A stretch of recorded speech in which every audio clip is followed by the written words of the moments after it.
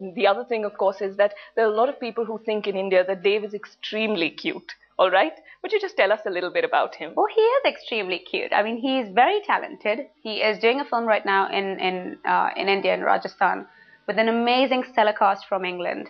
Dame Judi Dench, there is Maggie Smith, Bill Nye, Tom Wilkinson, an amazing director, John Madden. So I guess people in India are going to really see this new film when it comes out next year and realize that he's not just very cute, but he's extremely talented as well. Yeah. Okay. Is there pressure though? Because once you become this famous, a relationship becomes so visible also. Does that put pressure on the relationship? Well, I guess we have to know when to block that out. Okay. Everybody who's in the public eye, in the limelight, they have to know how to protect and preserve themselves, and that is something I guess you cannot just be born with. You have to learn it, and I think I've learned it.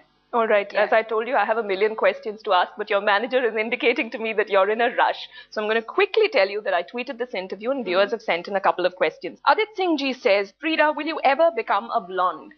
What does that mean? Would I dye my hair? I think it means, will you ever color your hair either for a role or just off screen? I feel there are wigs these days. So why would I need to color my hair? I would never lose the color of my hair. I'm very happy with the color of my hair. But unless and until, okay, if a role came my way that demanded it, like for example for Miral, it's a very minor thing. For Miral, I had to cut my hair really short.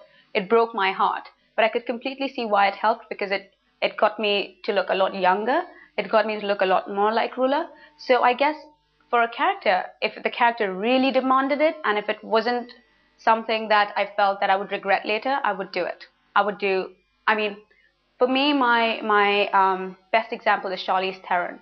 If someone as beautiful as her could transform her body, her face, her hair, everything into what we watched in 2003 or 4, I'm not very sure which year it was, Monster, I guess anybody can.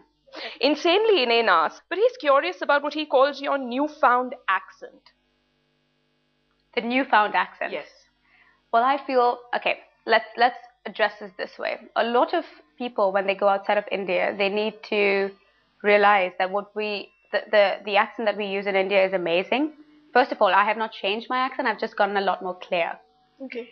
Which I could never do earlier. I would speak really fast and I would eat up my words, and everything that my teachers taught me back in college, I was not really applying it.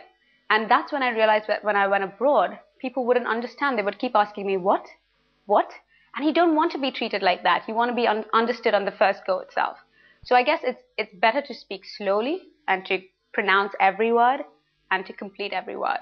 So if there's a newfound accent, it's called clarity.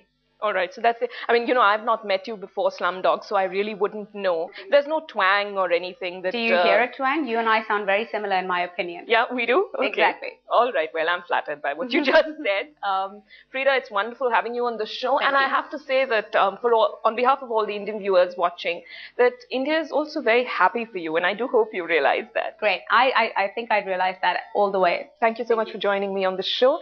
Well, that's it from me on this interview show. Do send me your feedback on twitter.com/Anna Vetticad. The news is coming up. Stay with us.